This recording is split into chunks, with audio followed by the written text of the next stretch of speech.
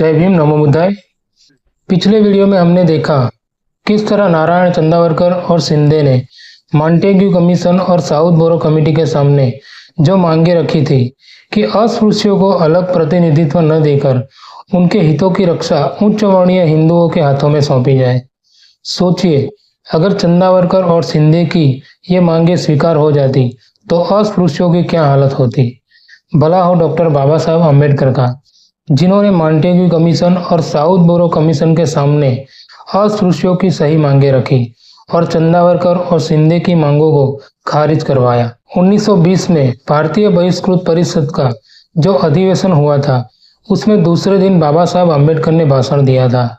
उन्होंने अपने भाषण में कहा था, हम सभी यहाँ बहिष्कृत वर्ग की उन्नति कैसे हो, इस मुद्दे पर विचार करने के लिए एकत्रित हुए हैं।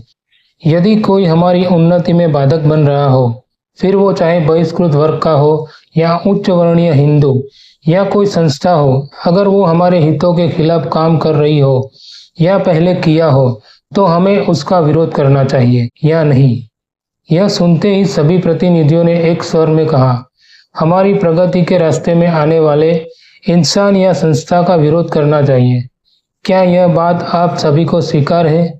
यह सवाल डॉक्टर अंबेडकर ने प्रतिनिधियों से तीन बार पूछा।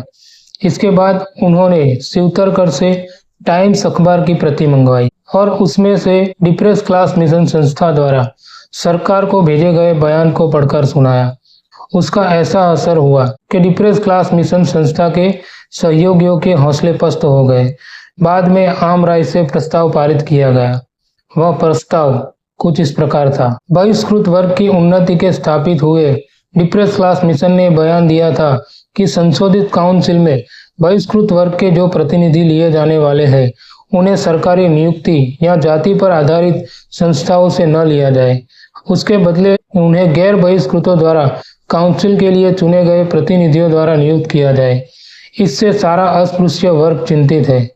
अगर गैर बहिष्कृत प्रतिनिधियों को बहिष्कृत वर्ग के प्रतिनिधि चुनने का अधिकार दिया गया, तो जिस चतुर्वर्ण व्यवस्था से बहिष्कृत वर्ग का दुर्भाग्य पैदा हुआ, उस चतुर्वर्ण व्यवस्था को स्वीकार करने वालों को ही हमारा प्रतिनिधि नियुक्त किया जाएगा। इसलिए इस परिषद की पक्की राय है कि डिप्रेस क्लास मिशन ने उन पर निर्भर लोगों के साथ विश्वासघात किया है, इसलिए वह बहिष्कृत वर्ग के विश्वास के योग्य नहीं है। इस प्रस्ताव पर पीएन भटकर, द्रविड़, कदम वकील के भाषण होने के बाद उनका अनुमोदन करते हुए गवाई ने कहा कि यदि आपको नामांकन नहीं चाहिए तो वह हमारे लिए क्यों हो।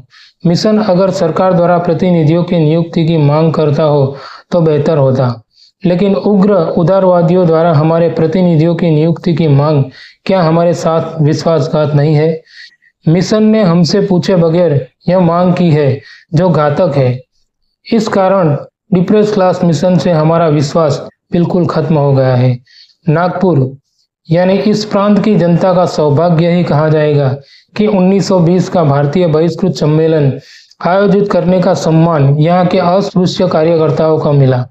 यदि यह सम्मेलन आयोजित करने के बारे में ऊपर दी हुई पृष्ठभूमि पर गौर करें, तो एक बात स्पष्ट है कि इस सम्मेलन को अस्पृश्यों के राजनीतिक जीवन में आगे तरफ बढ़ाए गए कदम के रूप में अभूतपूर्व स्थान हासिल है। तो दोस्तों, 1920 में हुए भारतीय बहिष्कृत परिषद के इस सम्मेलन में डिप्रेस क्लास द्वारा साउथ बोरो कमीशन के सामने जो मांगे रखी थी, जो अस्पृश्यों के हितों के खिलाफ थी, उनको खारिज करके डॉक्टर बाबा साहब अम्बेडकर ने अस्पृश्यों के लिए बहुत ही महत्व का काम किया था। दोस्तों, अगर आपको ये मेरा वीडियो पसंद आ रहा है तो वीडियो को लाइक कीजिए, ज़्यादा से ज़्यादा शेयर कीजिए और आप मेरे चैनल पर नए हो तो चैनल को सब्सक्राइब कीजिए। मैं जो अपने वीडियो में ये जो जानकारी आपको दे रहा हूँ, वो शायद ही आपको कहीं पर मिलेगी, क्योंकि मैं जो आपको जानकारी दे रहा हूँ वो डॉक्टर बाबा साहब अम्बेडकर ने जो अपने 40 वॉल्यूम लिखे हैं, उस वॉल्यूम को पढ़ता हूँ और उनमें से जानकारी इकट्ठा करके आपको जानकारी देता हूँ। तो ज़्यादा से ज़्यादा वीडियो को शेयर करें और लाइक करें। जय भीम, नमो बुद्धाय।